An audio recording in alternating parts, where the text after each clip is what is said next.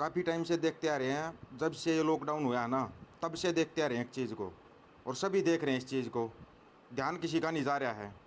जब लॉकडाउन लगा था उसके कुछ दिन बाद ही सबको पता था कि किसान की फसल का टाइम है, फसल कटेगी। फसल कटेगी तो भाई किसान को उसका अपना मूल्य भी उचित चाहिए। असली मुद्दा था ये। और मुद्दों को कहाँ घुमाया गया, कभी तो बीच में तबलीग की जमात आ गई, कभी बीच में कोई किसी का केस आ गया, कोई खिलाड़ी घुस गए, कई नेता घुस गए। मतलब कि सवाल जो था ना, उस सवाल पे तो कोई आया नहीं। दूसरे सवालों की इतनी लंबी लाइन लगा दी कि लोगों को ये समझ में नहीं आया कि हमारे को करना क्या है, बोलना क्या है। जब तक तबलीगी का को ख़त्म हुआ तो फिर कोई ना कोई बीच में आ गया। उसका ख़त्म होता है फिर कोई पत्रकार है, वो करके बैठ जाता है हरकत। क्यों भाई, क्यों लोगों को मुद्दे से डाइवर्ट किया जा रहा है? ठीक है, इनका काम है सिर्फ जयकारे लगाना, बस जय बोलनी है इनको। कोई मतलब नहीं है किसान मरो, जवान मरो, इन इस चीज़ से कोई मतलब ही नहीं है। ठीक है, कोई भी सवाल करते ही बोलेंगे 2 साल होगी, हत्या होगी, सब कुछ मानता। भाई 2 नहीं 3 की हुई थी, फिर तीसरे को क्यों भूल जाते हो? तीसरा क्या इंसान नहीं था क्या? फिर तीसरे का भी जिक्र उठा दो। फिर जब उनकी हत्या की जांच होती है और सब कुछ होता है, उसमें तो यार जो मैटर चाहिए था वो मैटर ही नहीं मिला, इसलिए उस बात को दबा दिया। उस बात को ही दबा दिया गया। फिर आई वो बात ऊपर नहीं, फिर आया है कोई एक अपने पतल चाट बोल दो इनको, क्योंकि पत्रकार की श्रेणी में तो ये आते नहीं। अपने कुछ भी बाँ बाँ करके चला जाता है, आधी रात को बाहर घूमने जाता है कि उसको लॉकडाउन लागू ही नहीं है। लॉकडाउन तो लागू नहीं होगा उसको, वो आधी रात को बाहर घूमने के लिए जा सकता है। उस पर फिर ये देखो लॉकडाउन, और फिर गुंडे आ जाते हैं, उस पर हमला कर देते हैं और वो बच जाता है। अचरज की बात नहीं है, बड़े अचरज की बात है। स्याही फेंक लेता अपने ऊपर, बस मेरे ऊपर हमला हो गया। क्यों यार, क्यों लोगों का दिमाग डाइवर्ट करते हो? ठीक है भाई, वो एक पत्रकार, उसका सवाल पूछना, बिल्कुल सवाल पूछ भाई। फिर सवाल ये भी पूछना, वो 45 जवान मरे तो 300 kg RDX कहाँ से आ गया था? यार 1.25 साल से ऊपर हो गया, पूछ लो उस सवाल को भी। उसको 2 साल हो गया हत्या का, वो है, और वो बोलता है कि सोनिया गांधी ने मुंह नहीं खोला। यही सवाल किया था ना उसने, यही सवाल था ना।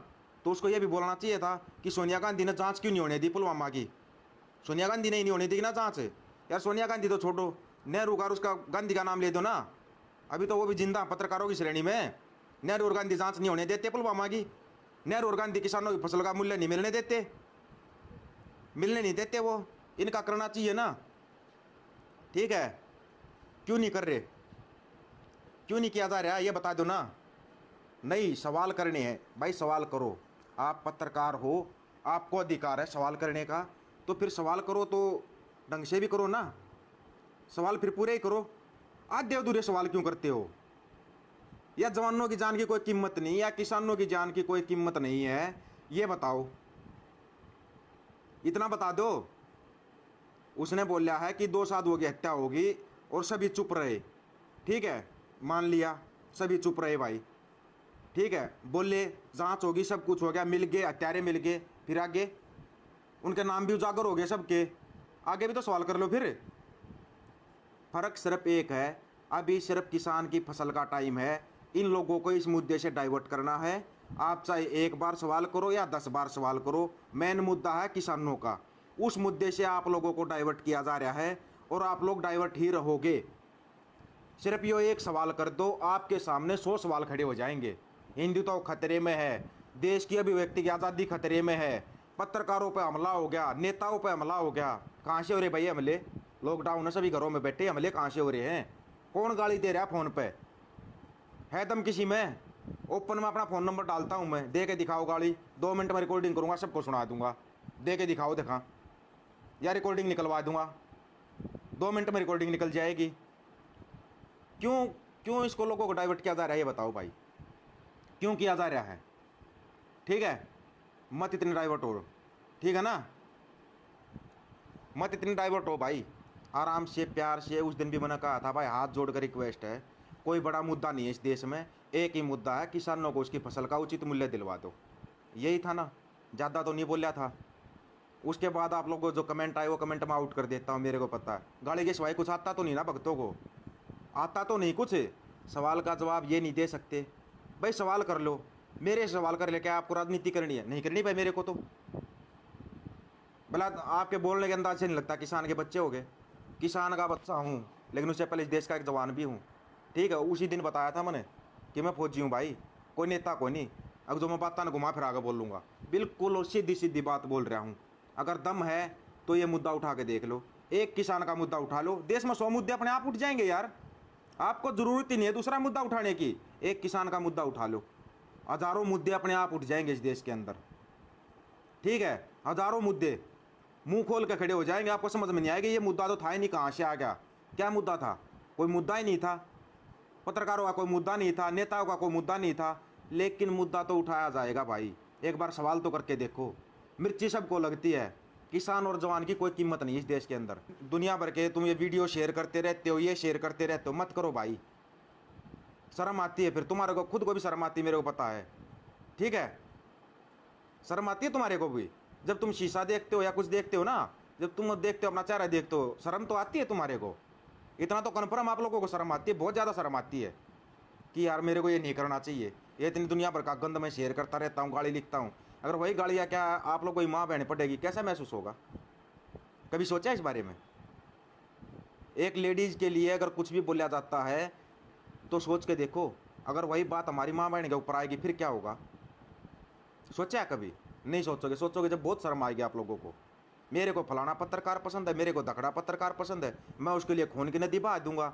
भाई खून की नदी मत बहा, इतना ही बड़ा तू फेसबुक किया है, लिखने वाला है, बोलने वाला है, एक बार लिख के तो देख दे कि किसान को उसकी फसलों का उचित मूल्य दे दो। बाप मारा मारा फिर रहा मंडियों में, बेटा नारे लगा रहा है मेरा नेता, मेरे नेता ने 1 करोड़ दे दिया एमपी फंड से, एमएलए फंड से, मेरे नेता ने ये दे दिया। अरे वो दे किसका दिया?